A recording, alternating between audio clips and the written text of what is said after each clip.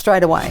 I knew it was a UFO. It didn't look like anything that man would build. A young girl had burst into the room saying that there is a flying saucer in the sky. We all stopped and looked up and we could see these three craft. I remember two saucers and they were moving erratically. It was big oval shape, all bluey purple lights right around the whole perimeter. It started shimmering and shaking. It started to become translucent and I thought, I can't believe what I'm looking at. And as it got up, it turned on its side and just went straight up in the air. It was nothing from our time. Sometime later, we saw army trucks arrive. He said the army guys reckon that the school kids have seen a flying saucer. We sort of had like the fear of God put into us. I'm feeling a bit eerie now just talking about it because I don't usually talk about it.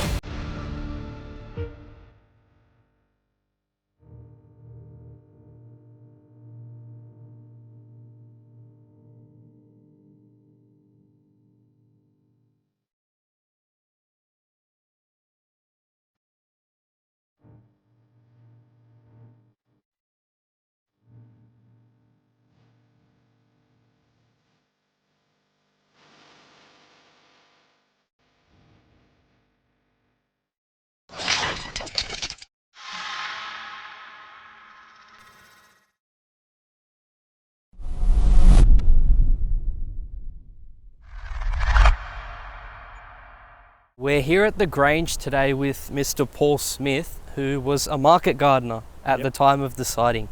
Mr. Smith, April 6th, 1966. Take us back to that day, please. What was your experience? What do you remember of that day? It was just like any other day. We started work and about 11 o'clock-ish, I would say, I looked up and I didn't hear anything. I don't know why I looked up, but I looked up and there's this object in the sky. It was silver, bright, very bright, silver to white, silver whitish colour. And I looked at it for a few seconds and then it started shimmering and shaking and it started to become translucent. Translucent? Yeah, you could see through it, start to see through it. And then it started to change colour, change its form. It lowered down, it was lowering down and became almost invisible. You could just see this whitish smoke left behind, a trail of smoke, and it went round in an arc and it went through into the pine trees, into the Grange. What was roughly the size of this craft, you'd say? Oh, it was bigger than a large coach. Bigger than a large coach? A large coach for, what, I think 46 people or something they hold. Wow. Yeah. And silent completely? You didn't hear anything? It was silent. I never heard a thing. Not even like a slight buzz or nothing? No, not from where I was. I didn't hear it. And were you alone at the time of the sighting? No. Was someone with you? I wasn't alone. My boss was opposite me. He had his back to it. So he never saw it. He never saw it? He never saw it. How old were you at the time of this sighting? I was 16 at the time. 16. I just turned 16. And you've never seen anything like this craft before? No, never since? I haven't seen anything since either. Yep. Yeah. And when you first looked at this craft, I mean, you said to me earlier, you thought it might have been a film projection. I did. That's what your first thought was? I did, because I didn't believe that when it was happening. Right. I was looking at it, but I couldn't believe what I was seeing. I just didn't believe what I was seeing. I thought, oh, somebody's got a way of filming it into the sky or projecting it into the sky to make it look like it's actually there. But it just looked it looked solid, it looked real. Yep. But I didn't want to say anything also for that reason. If somebody's trying to make you look stupid, so that's another reason I kept quiet. I never said anything. You thought someone was pulling a prank? Yeah, right. yeah. And roughly how long did you have eyes on this craft? Only about 2 minutes. Only about 2 minutes? Yeah. Do you think it noticed you maybe? I do. Right. I do think that. I felt that it's observing the area, observing us, but once I looked at it, that's when it started to change. Right. Yeah. And what sort of change? It started to shimmer, Shimmer. sort of shake a little bit, and it'd change its colour. It'd go purpley, go reds and greens and just all different colours. And as it was going through this change to become translucent, and eventually there was nothing there, just this white gas. Right. Yeah. When you first looked at the craft, what colour was it? It was silver, white, bright silver, almost white. It was that bright. It was that bright. Very bright, yes. Right. So you were a market gardener at the time. You were working around there, Yes. and you say roughly you saw it around about here. Yep. It was flying around. Yep. And about 30 metres high up. Yeah, 30 metres high, yeah. Yeah. So you're over there. You're just doing your daily duties, working, and you've just randomly looked up and you see this. And I thought, I can't believe what I'm looking at. Just couldn't be possible. No, I couldn't believe, because it wasn't possible. In my eyes, it wasn't possible, but it happened. It happened. Yeah, but I didn't believe what I was looking at. Right. But it wasn't that far away from me, because I was there, the object was up here above the trees, and the Westall High School is through there, about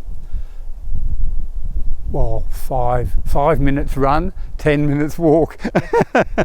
Roughly what time of day was this? 11 o'clock-ish. Around about 11. Yeah, Yeah. yeah.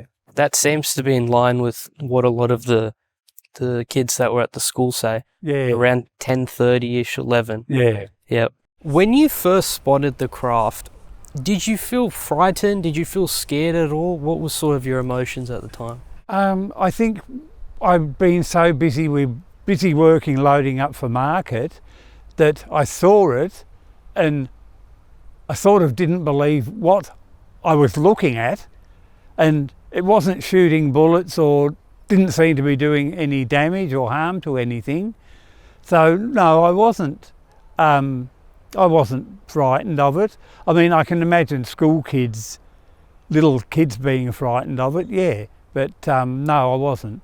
I was too preoccupied with work. Right.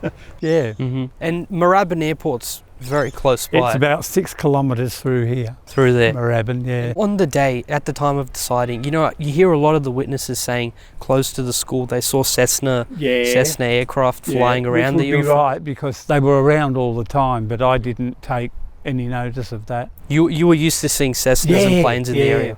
Yeah. So it's safe to say you can distinguish between, something out of the ordinary and a Cessna. Oh, yeah. Oh, totally different. Did not look like an airplane at all. No. It didn't have wings. Mm-hmm. No tail or anything. No wings, tail, no. Yep. So it was just ovalish sort of shape, silver, really bright.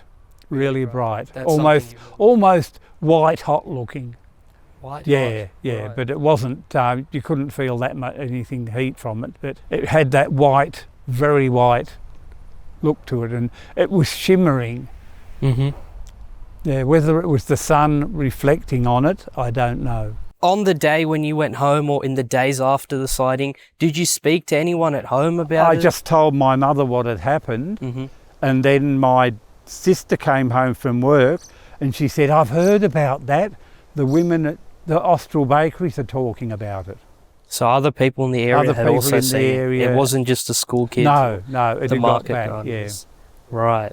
yeah. And did they seem to believe you, or was it? My parents did, yes. So they didn't try and ridicule you or anything like that? No. Right. So something definitely took place. Oh, something that day. definitely. And it took was place. out of the ordinary. Yeah, out of the ordinary, and it definitely wasn't a balloon. Definitely wasn't a balloon. No. No. It was a solid object, and it came down. If it was a balloon, it would have either flown up, gone away, Mm-hmm. or it would have collapsed and been on the ground there, and it wasn't.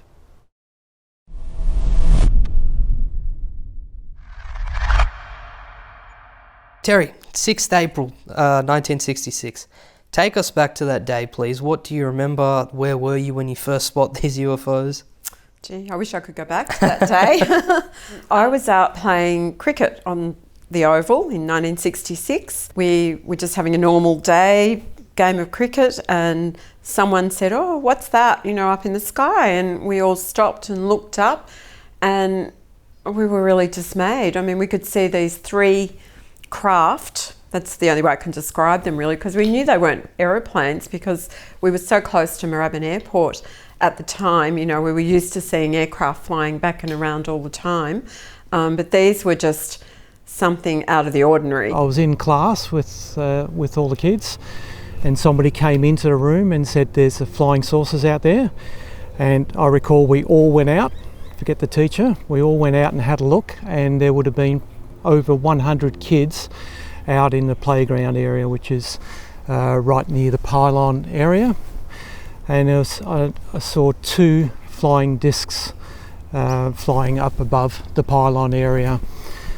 And all the kids were pretty excited, and so was I. I was in science class and with Mr. Greenwood teaching us, and just before the bell, this young girl had burst into the room saying that there is a flying saucer in the sky. And we all turned around and we laughed at her because we thought she was, just being a crackpot, I think. And we got told off by Mr. Greenwood. He stopped us and he said, "No, we'll go and see." So next thing I can remember is that I was out on the Oval. I don't know if I followed him out or how it happened, but I was on the Oval and I was conscious of all the other students out there, and I looked where they looked, and I kept my eyes fixed on what was around, sort of disc that shone in the sun. I was aware of the tower in the background out of the corner of my eye, and then it felt like a while that I was watching it, and then I turned around just to see, half a split second, just to see who was beside me, looked back and it was gone, and I was really upset. It'd gone just like that. It didn't even see it go.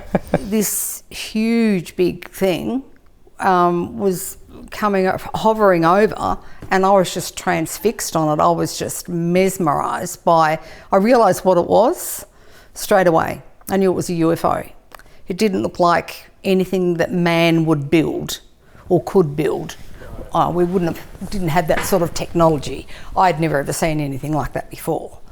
And so I was just transfixed on that and just watching just what it was doing. And it was, as I said, it was going quite slow. It was scary at the same time. Yeah, it was frightening. Bit spooky. It was frightening. It was because I automatically knew what it was. Lillian, what was your memories? Well, that day was, a lovely day, what I can remember.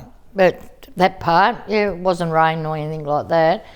And I just looked up and I just seen it just hovering, and it was like it was still. It went to come down, but then as I looked like that, I seen the second one. Now, a lot of people didn't see the second one, so I'll only say what I remembered. So you're very sure you saw 3 craft in the air when you were on the Oval? Yes, 3. Definitely 3. There were 3? Yes. And how were they moving? Were they also turning on their side? They were disappearing too, and they were a bit higher up. So one appeared to be a bit bigger, but I think it was just because it was a bit lower in the sky. The other 2 were up a bit higher, but they sort of, you'd be looking and you'd see 3 and then one would disappear and then you see another one over there. So they appeared to sort of be able to move very quickly. Yep. And sort of turn on their side and almost disappear. It was very strange, very strange. Absolutely out of the ordinary, never seen anything like that. No, never. You're very sure you saw more than one? I saw 2. You saw 2? Only saw 2. Right. I know some people have said they've seen 3, but I only recall 2. You're sure you saw more than one object?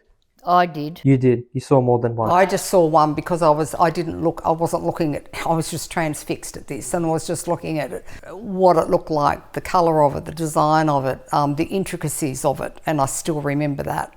Well, let's get into it. How would you describe the object that you saw? Definitely we'll say shaped like a UFO, so... It wasn't like the Jetsons, that's for sure. No, it definitely wasn't. It didn't look like that. And it didn't look like Lost in Space. It didn't have windows. It didn't have lights. Yeah. It was a metal object, not totally grey, not but not brown, like a donkey brown, sort of a fawny colour. And it was just tapered down like that. It was matte in colour. You could just... And you could, and it, because it was so close when we were looking up at it, probably about 200 metres up, if that.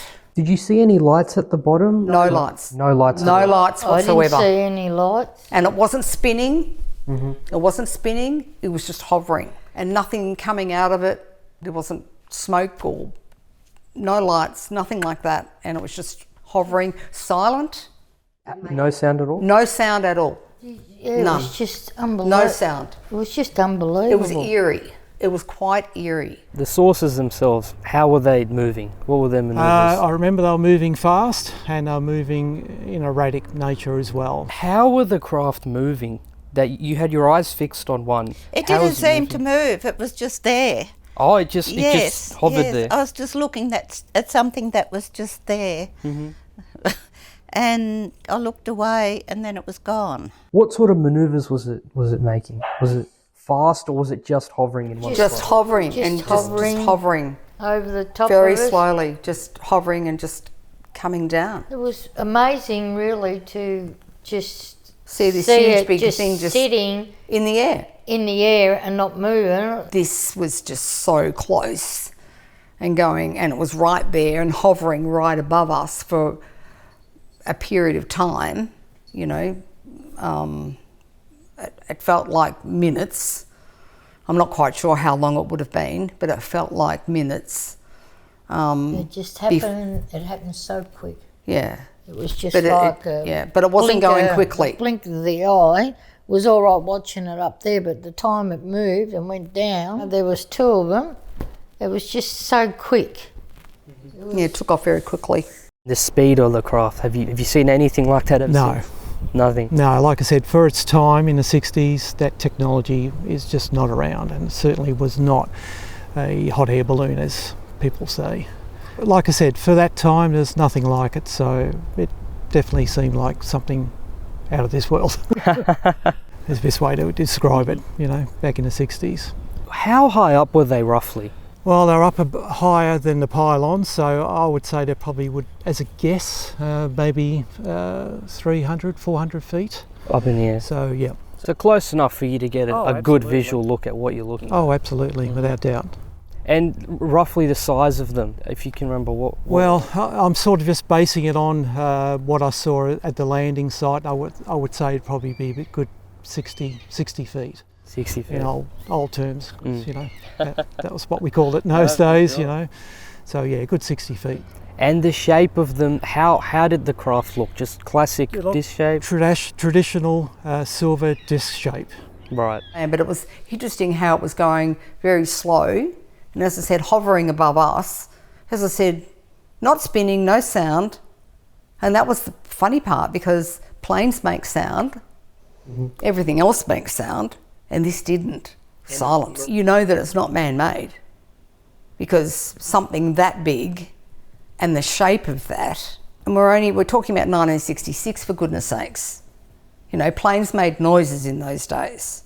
Yep. And so did cars. We didn't, like, you know, electric vehicles, we didn't have anything like that then. We had nothing. So you're in the classroom. Yep. A kid runs in saying, flying saucers in the air, flying saucers in the air. And do you wait for the teacher, or you just all rush No, we out? all just went out. Right. All at once. And there were already kids on the oval? There would have looking been out? already a good 80 to 100 kids out there already looking and pointing up towards the pylon area. Right. Roughly how many students were on the oval at the time of the probably sighting? about 30 students, and then of course they all came out because the bell went, so they all came running out of the classrooms, and then there might have been 200 of us out there. 200? I'm not sure. There were a lot of students. The whole school basically was out there. Wow. And there were a few teachers as well. Yeah, teachers as well. Yeah, they were trying to keep everybody, you know, calm, I think. But, you know, there were teachers that saw it. It wasn't until the school bell went that all the other students ran out. It might have been 5 minutes or something. And then they were all, you know, looking up, and, you know, we were all trying to work out what we were looking at. Right. But we were all pretty sure that it was some sort of, you know, spacecraft because of the way they were moving. But, you know, it was so amazing at the time. You don't know what it is, really. You're just thinking, you know, lots of things go through your head. Right. You know, like what can it possibly be? And then by the time you actually get your thoughts together, the whole episode's over. You know, they've gone and that's it. And it wasn't a typical aircraft because Moorabbin Airport was very close to Yes, the it school, was. right? Yeah. So you were used to seeing Cessnas? And But a plane wouldn't just stay there. That's what got me. It just stayed there. A plane would keep going. So I Right. did not see a plane. So whatever I saw there was just there and then it was gone. But it was there for quite a number of seconds. I stood there looking at it. Not It just hovered there. It just stayed in the same spot. Wow. And I'm thinking, waiting for it to do something. And then, because I'm impatient, and that's when I looked around quickly and I looked up and it was gone. So there's also some light aircraft in the sky, as I recall as well, because it is an actual flight path to Moorabbin Airport. Were they small Cessna looking? Yes, they were. They were? Yeah. Right, and you saw roughly 4 or 5? Yeah, probably half a dozen small Cessnas flying. And then we also had aircraft coming across from Moorabbin, all these little aircraft buzzing around looking. So they obviously had notification or saw something on their radars that there was something in the area. At what point do the Cessna planes come into view? Did they look like they were sort of much later. giving chase to the UFOs? No, they didn't. They came much later. They came much later. And, you know, they were just sort of buzzing around looking, I think. I mean, they could never have caught up with them anyway. They were much lower. So, no, they obviously saw something or were told to just go over there and see what they could see. But Right. no, they were so slow. It was, you know, they had no chance of catching up with them. At the time of the sighting, you're looking up and you see these craft in the air. Did you feel afraid? Did you feel scared at all? What were your emotions? No, I think the adrenaline was pretty high, and all the kids were pointing up in the sky. So no, it was quite exciting, exhilarating. I certainly wasn't scared or anything like that. I just thought it was just like, wow, very impressive. Just in awe of what you were exactly. seeing. Yep. It's hard to comprehend what you were seeing too, because it's something that people never see. Were you afraid at the time when you were staring at this UFO on the I was oval? curious more than afraid because it was unbelievable to me. It was emotional. Emotional. It was very emotional because you just knew what it was. But it's almost like a sixth sense that you just know that this is not from here. This is not from Earth. Even at that age, you got that. At that sense. age, absolutely. At that age, it was not. We'd never seen anything like this before, ever. Not even on TV. So you had no reference point. No reference point at all. So we've never seen anything like this. Yeah. Never studied it. Never ever spoken about. No.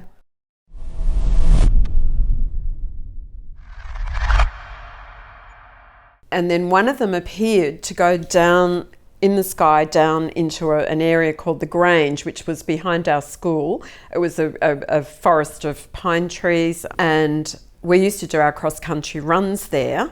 So I was very familiar with it. I don't know if it was then or it was the next break when with some other girls we ran over to where they said it landed in the Grange behind the trees. It looked like it was landing.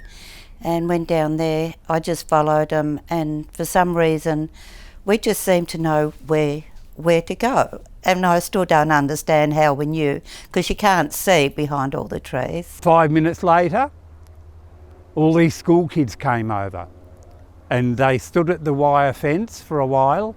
It was a broken old rusty barbed wire fence, and they looked towards us and they thought, will we go or won't be? And they decided we will, because they wanted to get over. They were looking for it, but they didn't realise it was already gone. It had disappeared. My opinion is, why are they going over there, you know, because it's gone. But they were too far away and we weren't going to go over and talk to them. We just let them go. They went over into the other paddock. Yep. And we left it at that.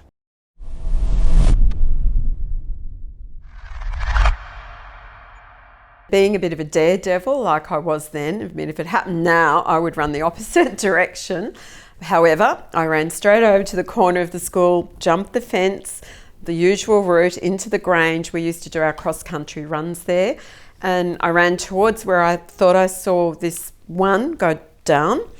And as I approached this clearing, it's all changed now, of course there's houses and everything there now, but back then it was just a real forest, and we had this well there and a little old house that was derelict, and we used to meet there after school and everything. Anyway, as I approached this clearing, I could see this great big round sort of oval object just hovering just above the ground. I actually thought it was on the ground, but it was just above the ground, and it was only about probably 10 metres away from me, and I just stood there frozen really. There were two other girls that had gotten there before me, and they were both on the ground back sort of a bit behind me, and one appeared to be like fainted or something, and the other one was just crying and screaming. And I just stood there in amazement and stared at it, which is funny because I wouldn't do it now, as I said. And it just looked like a flying saucer, like you see in the movies, really. It was big oval shaped with a little bit of a humped top on it, all bluey purple lights right around the whole perimeter. I could feel a bit of heat coming from it. I could also hear a low humming noise. And then after what seemed like an eternity, but it wasn't, it was probably only, a minute, maybe half a minute, it just started to slowly rise up from the ground. And as it got up to within maybe 10, 15 metres, it turned on its side and just went straight up in the air, and I could see the other two way up in the air, and it joined them, and they just disappeared into thin air, just like that. And it was so fast, the way that it just accelerated straight up into the air, that it was nothing from our time. It's almost instantaneously. Instantaneous, and then they disappeared. Just disappeared into thin air. So whatever it was, it certainly wasn't a weather balloon or some experiment that we were all told to shut up and not talk about it. No weather balloon moves like that. I will say there were no windows in the one I saw. I couldn't see anything inside it at all. It was just purpley, bluey coloured lights all around it, and a bit of noise and some heat. I didn't see anybody inside it or anything. Right. And roughly the size of the craft, what would you say? It was roughly, look, I always describe it the same way, because back then the old station wagons were around a lot. It was probably about 1.5 times the size of a station wagon sedan. So, how big's that? Right, about 8-10 metres or so? Yeah, probably, yeah. It's hard to say now, so many years later, the exact measurements of something that you saw back then. But, it was fairly big. Fairly big, yeah. Right. And you got within, you'd say, roughly 10 metres or so? Yes, I was very close to it, which was amazing, because I just ran and I got to this clearing and it was there right in front of me. I didn't really have time to think. And then it wasn't long before it started to just lift off the ground really slowly, and it did leave a flattened yellow patch there. What colour was the craft? It was a silvery colour. Silvery colour, and just classic flying saucer shape? Yeah, what you see in movies, really, like the bit of a hump on the top and then flatten round, like a big saucer with these lights going right around the edge of it. I remember seeing some sort of rivets or sort of seams or something in the metal, but that's about it. I don't remember anything else. It was, you're trying to sort of take it in and you're just staring at it, and it's hard to remember all the actual details years later. I just basically remember in my mind looking at it being silver, big, flat, like a typical UFO, what you would expect it to be like, and that's what it looked like. Right. So I guess that's where all the stories come from. Whoever has seen them has talked about it, and that's the classic shape that everyone seems to see. So you're at the Grange, you're standing across from this UFO. How did you feel at that point? Were you frightened? Were you scared at all? Not really. A little bit. I was anxious a little bit. I was stunned.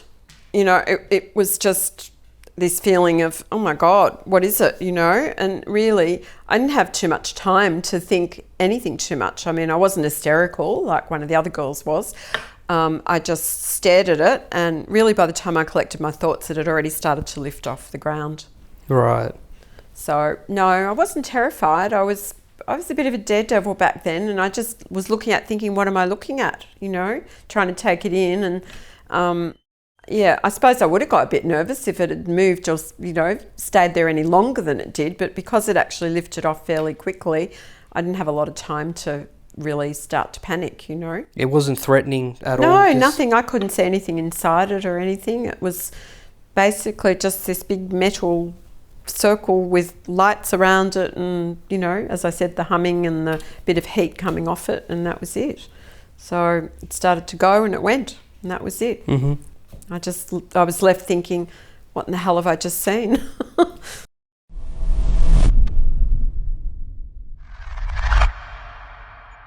After school, which is probably about 3 o'clock, 3:15, I remember going over to the Grange and walking down, because it's only 10 minutes walk from the school, and I saw the landing site. I remember looking through a barbed wire fence area out the front of the Grange here, which is no longer here, it's been developed, and I saw an actual landing site which would have been probably about 60 feet round. So that was a pretty exciting day. Were they circles on the ground? It was just a single circle with depressed grass, as such. Just depressed grass, didn't look like burnt grass or any of that? I don't recall. I think because the grass would have been probably a good metre tall, it would have been just depressed, I think is what I recall. Right. Not burnt as in per se, not burnt like black, but it was all definitely yellowed and flattened, swirly sort of pattern, all flattened. Right. At what point did you go to the Grange and see the flattened grass? The next day. The next day? Yeah. Lee Robertson, my brother Neil Martin, myself, we went back up there just to find exactly where it did land. So we just, as kids, we decided we'd go back and see, and that's when we seen the grass. All flattened. All flattened. Mm. And that's how I remember where it was. I cannot remember whether it was exactly the next day, but I remember Lillian, because I said, what did you see, you know? Because I was told by my mum. She wasn't allowed down there. No way. We weren't allowed anywhere near it. We were told by the school we weren't allowed to go anywhere near there. That was sort of like banned to go anywhere near that area. And there's no way, my mum would let me, because I wanted to go to Lillian's place. There's no way she was going to let me do that. And we went straight to this paddock, and in this paddock there was round circles. I think I recall seeing 3 that had been squashed and turned in a swirl. And that convinced me, well, what I was looking at was what I thought it was. Do you remember the circles, how big they were? Yeah, they were probably a little bit large around in this room. Yeah. So a few feet wide. Yeah. Yep. And you saw 3 circles. I think 2 or 3. I think 3, yes. Mm-hmm. Yeah, all, together, like if it was just one, it'd come up and then land again, and yeah. And how different did the grass in the circles look from the other part of the grass? Oh, it's swirled. It's sort of as though something was turning in it. Oh, right. And the grass followed suit. Mm-hmm. That's what I remember. After school, of course, we were all threatened not to go down there, but some people did sneak down, and these jeeps had arrived with people in army sort of uniforms, and they'd put up all orange plastic sort of fencing around it and to keep us out. So it was very, it was all very clandestine. I know a man, he actually died about 2 years ago, that was with the South Oakley Fire Brigade, and he was sent out there, and he was quite young at the time too, but he was sent out there to investigate. And when he got there, he saw a big circle on the ground of yellowed, sort of flattened grass, but there was nothing there. It had gone, of course, and he just went back to the station, and he was told not to talk about it.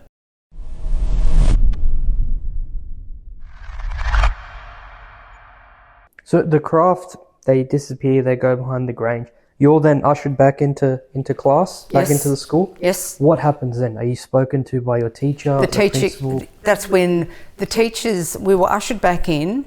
The teacher came back into the class. He stood at the front of the class and he addressed the classroom and said, look, this is what we've seen, whatever, and not to, this is really important, not to discuss it, and not to speak about it, and in those days you sort of did what you were told.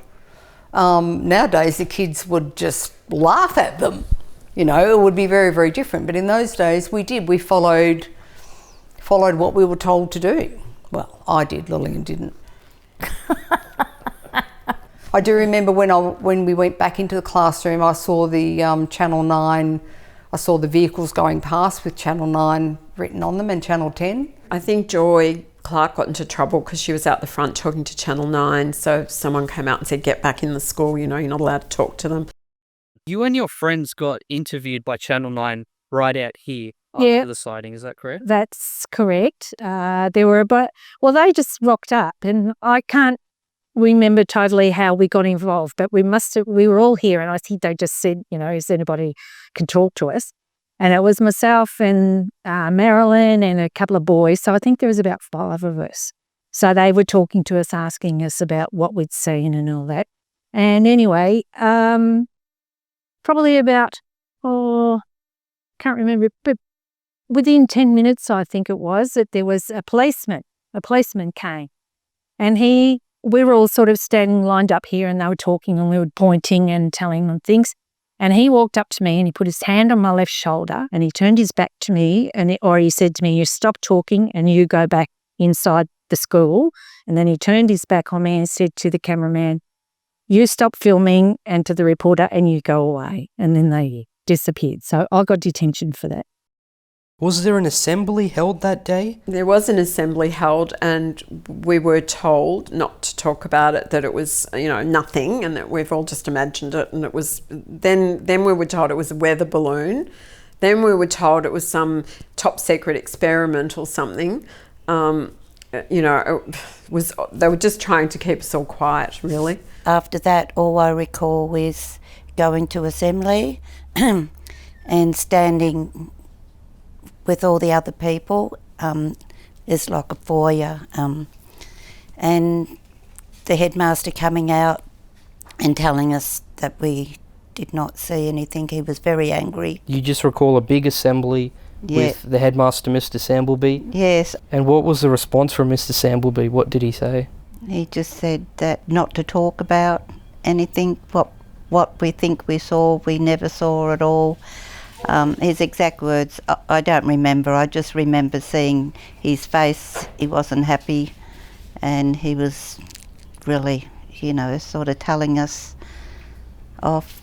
We were there for a long time at that assembly, just waiting, because things were going on in the background, in the hallway, and we didn't know what was going on. And I couldn't really hear or understand. All I could hear was they were yelling and shaking their heads and going like this, and I felt sick. I did. It upset me, and because felt like I was standing there for a long time, and I just thought, I just want to get out of here. It was unsettling, and I felt at one stage I was about to faint. I felt like the sky had sort of come down red, and I thought, oh, I'm going to faint. How does it feel going back to school and just being told off by the teachers, and, you know, they're very aggressive? Would that be a good word? They were very assertive. Assertive. I would say assertive. I wouldn't say aggressive, assertive, but I think they had the fear factor as well, because they didn't understand what was going on. So I think it would have been a mixture of them being protective towards us as students. They couldn't explain what had happened or what it was. So they were trying to downplay things but say, don't talk about it. Yeah, but we didn't talk about it even in the classroom when we went back in. No, because we were told not to. Yeah, but it was just... Yeah, we weren't allowed to. It wasn't open for discussion. You were told flat out, do not discuss this. Yes. Yeah. It was not open for discussion. And don't go home and talk about it, and don't come back to school the next day and talk about it. So it wasn't open for discussion. We weren't allowed to discuss it. and another teacher inside actually took a film with a little box brownie camera. But that camera was confiscated as well. Like, you know, they just took everything. If we'd all had mobile phones back then, it would have been a different story today. And then the school mistress, Mrs. Robbins, she come out next because things were going on in the hallway. Through the glass you could see people and what have you. I didn't know what was going on, but Miss Robbins come out and she's got red hair and she had a red face because she was really upset. Did you ever hear more about Barbara Robbins, the chemistry teacher? She apparently took photos of the craft near the oval. Yeah, that's the principal I was talking about before with the red hair. Never heard anything since, but I did know when she come out to speak to us, she was very upset. Her red face seemed to match her red hair, and I'm sure she wouldn't be upset unless something happened to her. That's how it looked to me. She was more than upset, she was distraught in my way of thinking. We had one of the high school teachers came over and spoke to our teacher, and they were speaking at the back of the classroom because we were in a portable at that stage and the door was at the back.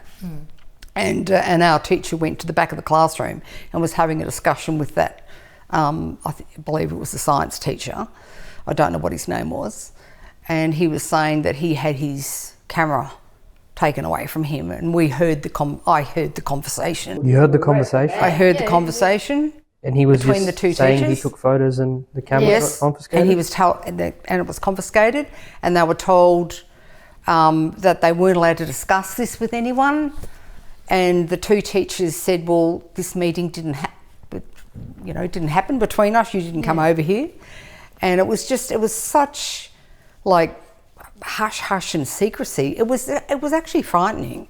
And when you got back to the school, what sort of people did you see? Was it Army, Air Force? Oh, when I got back to the school, it was just all the kids and teachers, that's all, for quite a while. I think might have been 20 minutes, half an hour or something before we saw these jeeps going down the side road, next to the school. Oh, sometime later, we saw army trucks arrive. Army trucks? Yeah, army trucks, 2 large trucks covered in canvas and a couple of jeeps. Yep. And there was men inside. They got out, they were looking around the ground. And did they have Geiger counters or anything like something like that? They had, yes. Mm-hmm. Yes. So they were inspecting the ground? They were inspecting the ground, and one of them came over in the jeep to the fence, climbed over the fence and spoke to my boss and asked him questions. And he hadn't seen it, so I just assumed he told them we never saw anything, and he went away. But the following day, they came back again and they burnt off some of the area. They burnt off the area? Yeah, they had like cans with like a lighter on the end of it, and they could, they were lighting sections. Some people feel that they were trying to get rid of evidence. Mm-hmm. It's funny how people think differently. I thought maybe they're looking for evidence. Right. And they're getting rid of the grass so they can see if there's imprints or anything on the ground. Right. But everybody's got their own opinion on what maybe took place. Yeah. And these army men that came, do you remember the uniform at all? Did they look to be Australian? It's hard to tell. It was khaki coloured. Mm-hmm. I seem to feel that it was camouflaged. The trucks were camouflaged. Camouflaged. But they wore sunglasses, and that was about it. Right. Yeah, not all of them, but the one that came over and spoke to my boss had sunglasses on, yeah. Now, you yourself personally, you weren't spoken to by any of these army men or any of the men in suits or anything? No. Right. No. You sort of just didn't talk about it? I kept quiet. Right. Yeah. Good call. Good call at the time. Yeah, I kept quiet, Mm-hmm. Your boss was spoken to them and a few others. Did they seem threatening, intimidating? I thought so. They did? I felt intimidated by them, but not the craft. Right. Yeah. The men seemed... They were intimidating, but the craft I felt wasn't bothered by it. So you saw army men pull up in their trucks? Yeah. How long were they in the area for, roughly? At least half an hour, because we left while they were there. We left them down there, and we went back to the sheds, and my boss went over to talk to the guy that owned the land, the market garden next door. He said the army guys reckon that the school kids have seen a flying saucer. They said that? Yeah. Right. Yeah, that's what he said. And after the craft left, roughly how long would you say it took for the police, army and the news to come? Oh, the police were there pretty quick after that. They were there first. 10 minutes. 10 minutes? Yeah, they were there very, very quickly, and then there were more that came. You could see the police cars, and then you could see the news crew, because you could see the Channel 9 and Channel 10 written on the side of the trucks. Do you remember the fire brigade coming at all? I can't remember. No, they probably did. It would have been. I think it was all hands on deck. Right. And there was a lot of activity. A lot of activity afterwards in that area, because you could see it. I could see it from the classroom, but exactly what it was, I can't remember that. A lot of the witnesses remember this presence of these men in suits being there. Yeah, I did see some men in suits, and when we had the get-together, the assembly, there were some men in suits standing at the side. I don't know who they were or where they were from, but they looked like official people. And that was out of the ordinary. And they were probably narrating it all, telling Mr. Sampleby what to say to us, Oh, you think he got told what to say? Yeah, I do. Yeah, I think he got told, yeah. Because why else were they there? Did you see people behind Mr. Yes, Sampleby in the corridor? Yes, I did. Were they men in suits, or I think they were, yes, yeah. As a child, when someone is speaking to you like a person of authority, when they've got the fear factor in them, when I have a look at it from a psychological aspect now, when they've got the fear factor in them and they can't describe, or they can't, they don't know what has gone on themselves, and they're trying to calm the students down and telling us not to talk about it as well, which they had obviously been directed by the police, they were directed by the police, because when I heard the two teachers speaking at the back of the classroom, they were speaking about this exact thing, being told that we weren't allowed to speak about it. They were just reiterating that. That was the scary part, because it was, you knew that it was something very odd, that was very strange, that had never happened before. We'd never seen anything like that, never been in that situation before, never been spoken to like that before. So you go home that day after school. Do you talk about it with your parents? Look, my parents are European parents, so I don't think they were too impressed about anything I had to say, especially at that age. Yep. You wouldn't be taken seriously. Did they believe you? Did they try and dismiss the story? How did it go? Yeah, I think they dismissed the story. So hence that sort of makes you withdrawn, and you don't want to be talking about it. So right. And I've only just come out on this, talking about it in the last 5 years. Wow. So I've kept it under wraps for that long. Mm-hmm. The only person I've really talked about is my partner. So this event takes place. You then go home. Did you talk about this with your parents at all? Did you mention it? No, because I didn't think that they would believe me. And I was told not to, and them days when you're told not to do something, you don't do it. You've got to obey by what your elders say, to be seen and not heard, probably. No, I didn't talk about it with them. My father read the paper, he watched the news, and he never mentioned or asked anything about it. So, he didn't want to, have to talk about it, I suppose, to me, or explain anything. So the school day ends, you then go home as you do. I walked home, and I remember how scared I was. Wow.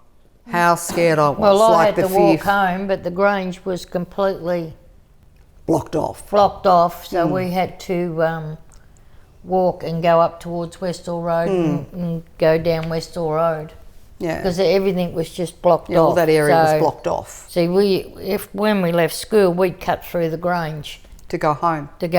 We weren't allowed to do any of that. It was just all blocked off. And even the streets, some of the streets were barricaded off. They cordoned off some of them. Wow. Yeah, especially just behind the school and the primary school. They had that cordoned off, and we were able to get to work because we came this way, but you couldn't get through to go east. Right. But the time I got home that day, I told my dad, and my dad piled us up in the car and drove up there. And then that's when I remembered people in uniform, but my brother was telling me it was the police there. There was no like army people there at that time. It was just the police. And we had to turn around and go back home. Was it a policeman that said it? Yeah, I'm quite sure, because my brother says it was, so I remember the uniform, but he said it was the police at that stage. But I just remember getting turned, my dad was told to turn around and go back, and not to go and have a look. What did your parents and family say when you told them? Mum was just flabbergasted. Dad wasn't home, he was at work. But Mum wasn't disbelieving.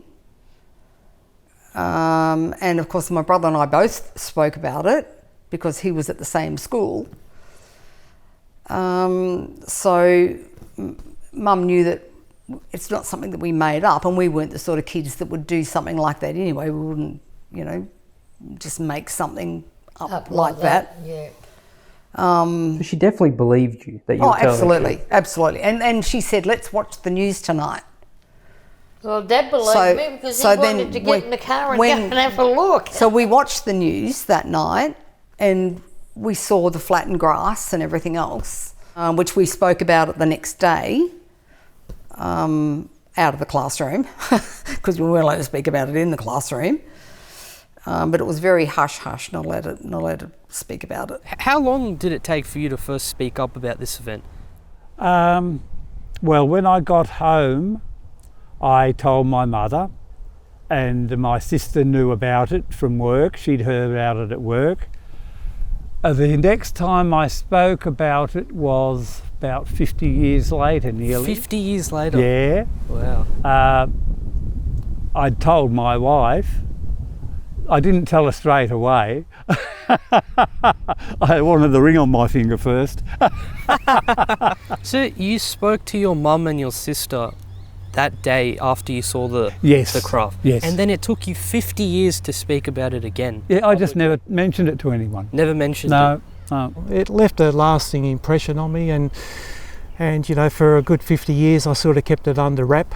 In fear of being ridiculed. That seems to be a common theme. We spoke to Paul Smith yesterday, who was a market gardener at the time, and he says he spoke about it to his mum when he got home that day, and for 50 years or 40 years just didn't speak about it again. Why do you think that is? Oh, because back in those days, you were seen as a, cuckoo. If you've, talking about flying saucers, that you're seeing things, you're hallucinating. Right. So hence why you kept it under wrap for so long. Yeah, well, I told my two kids that I was coming here. They said, but you never ever mentioned that. I said, because you all would have thought I was a bit kooky. Yeah, we would. And they call me crazy Nana and that as it is, so I didn't tell my grandkids or my kids any of this. And the people that over the years that I ever mentioned it to, they'd say, oh yeah, right, oh yeah, sure. So for the sake of being ridiculed or not believed, you just didn't say anything. You didn't discuss it. You didn't discuss it. And for years afterwards, if you went to talk about UFOs, like I said, well, I've seen one. So I know what I know.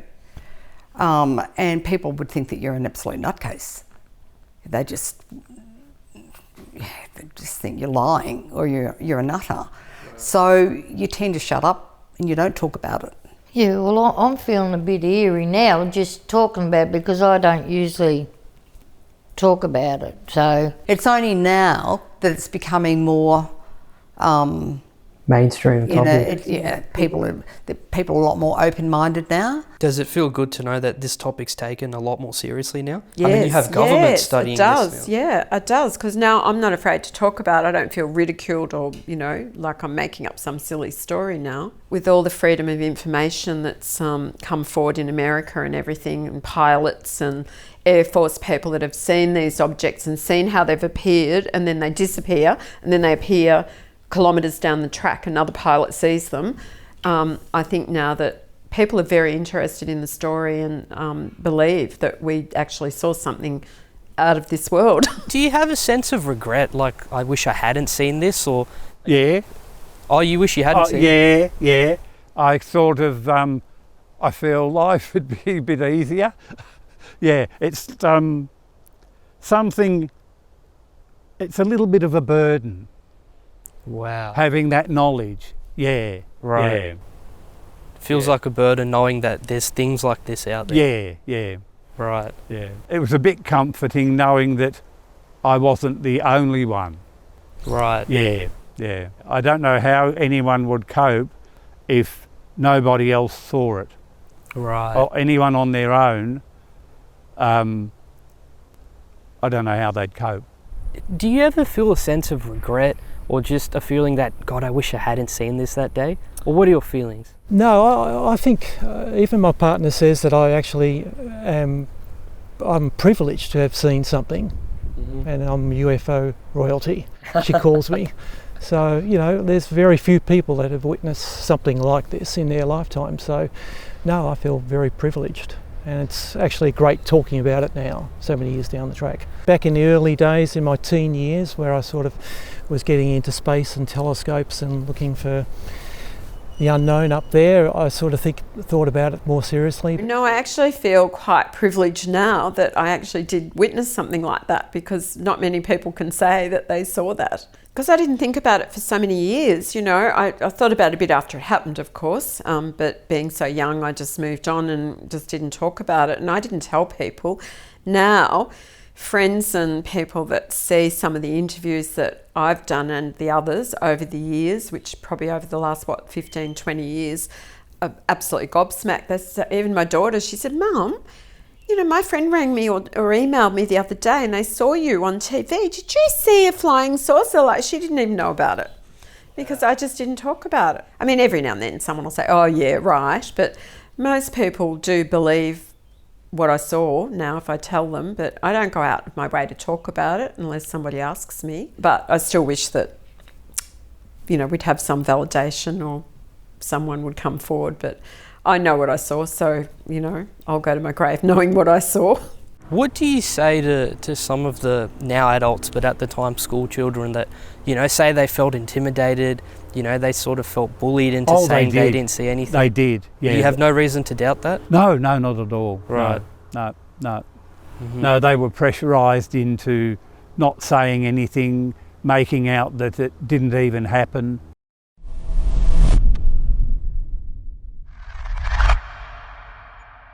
Now, the skeptics, who I have no problem with anyone being skeptical of the case, I'm sure you can understand how it sounds to people. What do you mean a UFO landed behind a school? Yeah, that's However, right. the skeptics claim that what you saw that day was actually a weather balloon. Or more recently, they've come up with a theory that it was a high altitude balloon. Now, I have with me here two photos. This here is a weather balloon, and this here is a high altitude balloon.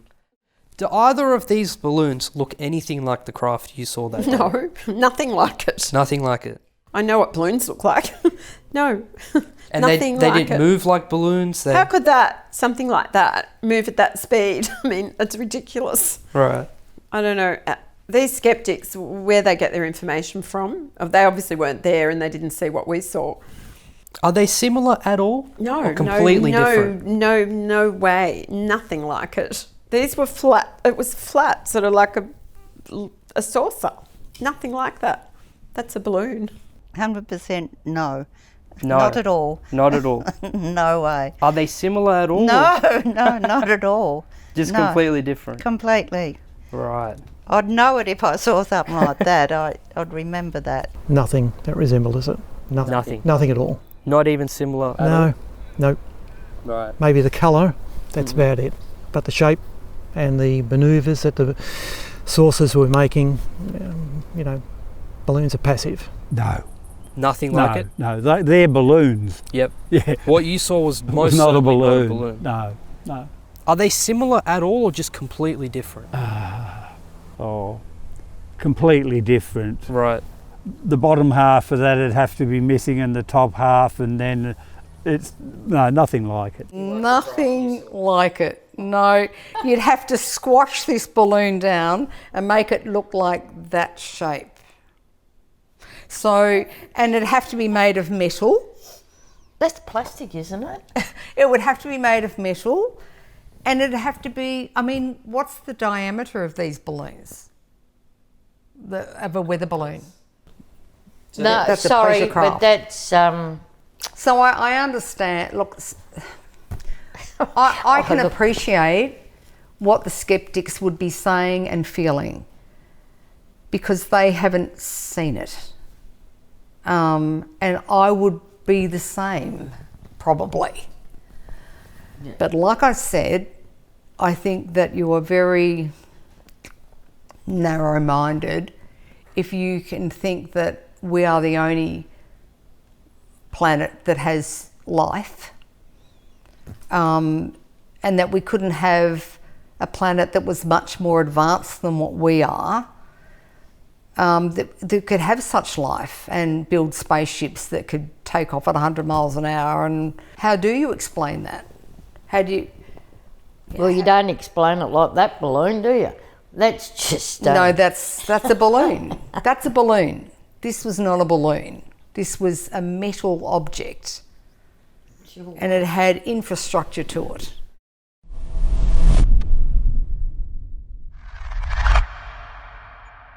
So, Mr. Rouse, how close is this image of a flying saucer to what you saw? I think it's a pretty good likeness, actually. It's probably exactly what I've seen.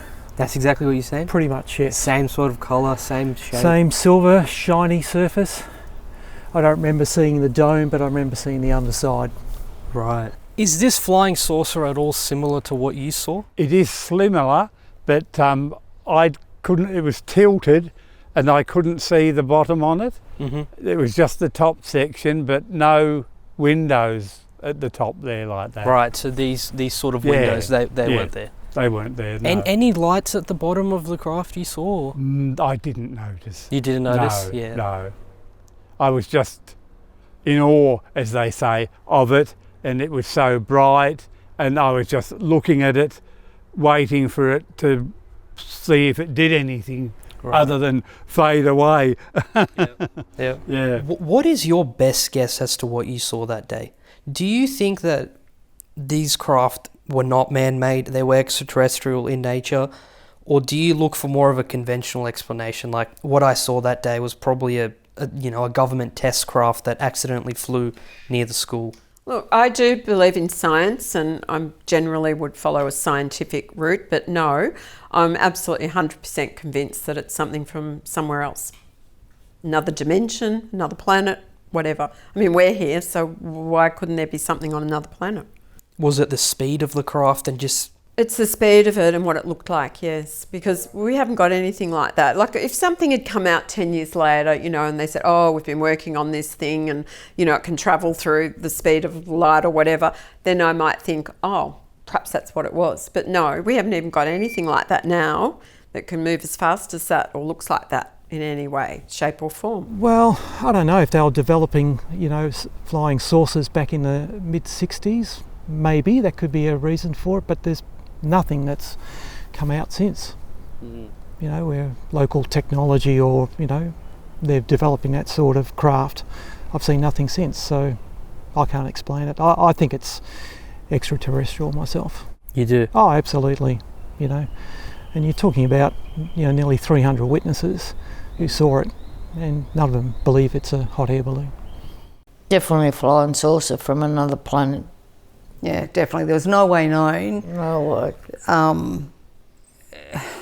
We just knew what we saw, and what it was. And as I said, I was only 8 years old and in grade 4, but it was a physicality that was impossible for something like that to be flying, and that shape, to be flying but not make a sound, and for it to just be hovering there and just going like this. Like, how does something that size sit up in the sky and it's no sound or anything like that? And it was just hovering, just there.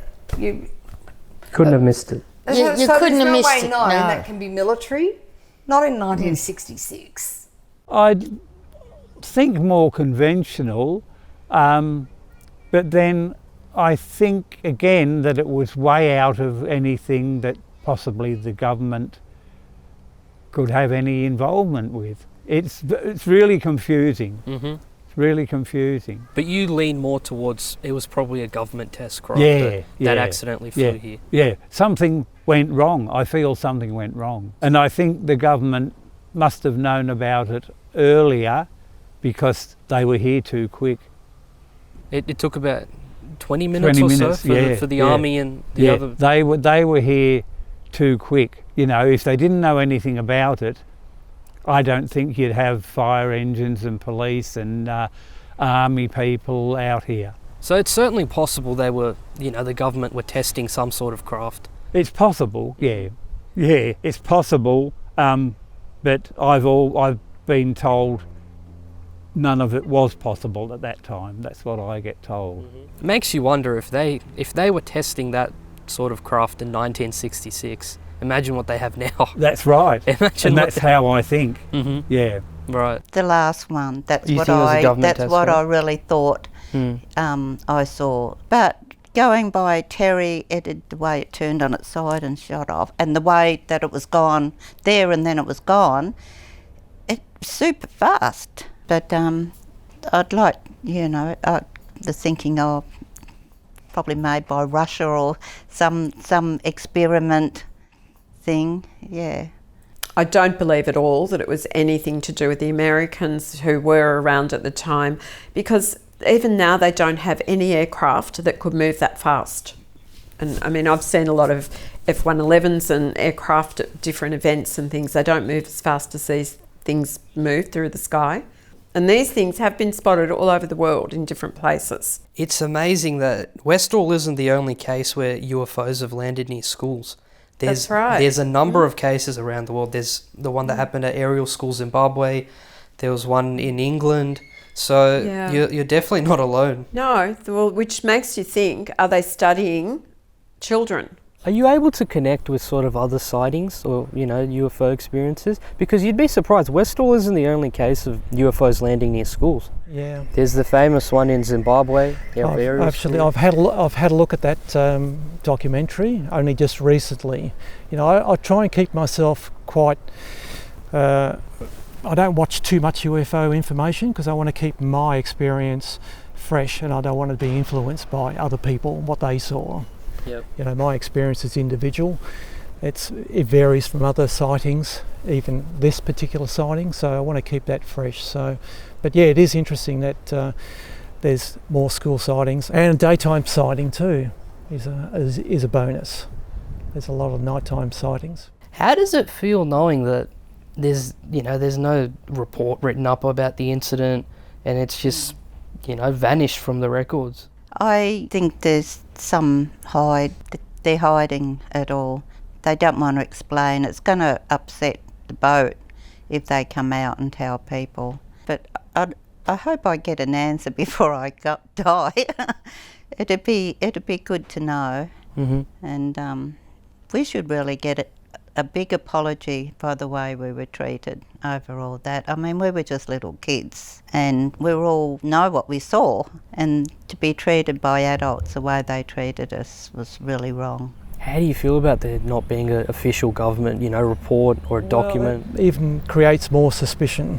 that, you know, what they saw was a UFO, unidentified flying object. You know, like if people saw army and men in black arriving on site, that's very suspect. Very suspect. Yeah. Are you hopeful that someday you'll Absolutely. get your answer? You know, we're not young at heart anymore, you know, so, and a lot of witnesses are sort of passing away, and it'd be great to get an answer before I meet my maker. I'd really like to know, if anyone does know, I would really like to know what it was. Right. And why it happened. I'd like to know why it happened, because if it was some sort of thing go wrong, something went wrong with some project the government had on, maybe there's a reason they can't tell us. Mm-hmm. It's very political and... National security reason. Yeah, national security, yeah. Mm-hmm. I think they're just waiting for it to fade away. Right. Yeah. They don't want to acknowledge it. No, they don't want to know about it, no. They just want to push it aside. It never happened. Never happened. Yeah. After that event, how long did it take for you to tell your kids? At what point did you tell your You've kids? only just told them. I've only just told them now. Just a few days ago? Just a few days ago, I spoke to Cara and I told her I was coming down to Brione's to have a talk about the spaceship. And she goes, "What spaceship?" and started laughing. And then I rang my eldest daughter and told her, and she goes, "You've never ever told us that you've seen that." And I said, "Yeah," but I said, when we were younger, we were warned not to say anything. And I said, "And do you believe me I seen one?" And she laughed too. So you got to understand the way I feel now. Yeah. Because if you said anything, people would just... think you were nuts. And I didn't speak about it either. No. For years. Very, very, it was very rare for me to ever speak about it to anyone, even husband. Oh yeah, I was telling Mick I was coming down. And I said, if I don't do it, I'm going to regret it. I know this is the first time that I've sat down and really, my voice is going to go, talked about it. I'm starting to get a bit upset over this now because I've never ever talked about it because we were told we weren't allowed to. Yeah. So I really didn't want to come today because it's just what I remember is what I remember. I don't remember like people saying spaceship went sideways and the ground was burnt or anything like that. So I'm not exaggerating of what I seen because, yeah, for me to do this is very upsetting. Sorry. Very upsetting. There's a box of tissues over there. People just didn't believe that you seen it. So, yeah. Yeah, it's true. I'm sort of finding it hard to find the words to express what we felt at that time. Well, I know how I feel now. I'm glad I turned up and I've done this because I've never mentioned a word that I've seen spaceships or anything like that because nobody would ever believe you. Yeah. So I'm glad that I come here, fellas, to put out the way I felt and what I seen.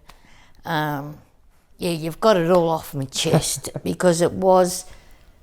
I think it's a good thing that we get to share it. Yeah. Because, you know, we're getting on when we die. We take that to our grave. People can live their whole lifetime. They're not going to see what we saw. No. And they're not going to experience what we... It's not just what we saw, it was the whole experience around it. It's just unbelievable. People just running everywhere. It was just, yeah, and then to be told that we get into a lot of trouble if we opened up our mouths. And that it didn't exist. That really put the... wind up us. wind up, but me being the way I was, well, I don't really listen to many people, so that's when Dad took us up there, and yes, so I'm glad that I've done this today. Yeah. Me too. Yeah. And I don't think I'll mention it again. Well, this is the last time. And there's too many people that have seen them. Too many people. Are they all liars? You now have government officials, you have Air Force pilots. They're now speaking up because they're not prone to secrecy anymore. And now they're saying, yes, it was real, but we weren't allowed to speak about it at the time. There are so many officials that were told the same thing. You weren't allowed to speak about it. And now they are. Now they're opening up, which I think is great. Of course, we'd love to find out. Absolutely. Absolutely. And they definitely do exist. Someone said to me, could you draw one? Could you make a model of it? Absolutely, I could. You remember it that vividly? Yes. Do you reckon we could get a drawing of you? Like, you could draw it down? Yeah. Okay, so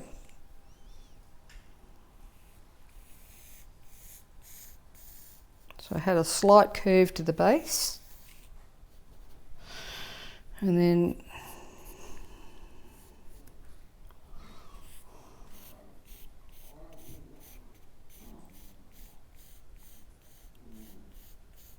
That's it, I reckon. that was pretty much it. Yeah. It was low enough that I wasn't looking underneath it, if that makes sense.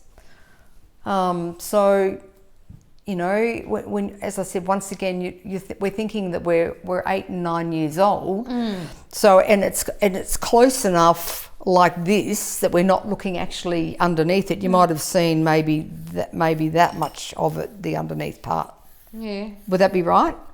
Yeah, because it was round. It seemed to just have lines and things on it, you know, like. Yeah, the more you've done that, that's what, yeah. And that's pretty much what it looked like. There we go. Now look. This was the last picture of Bryony and I talking about flying saucers. I know I'm a bit of a character, but that's the way it was. Yeah, but I love you.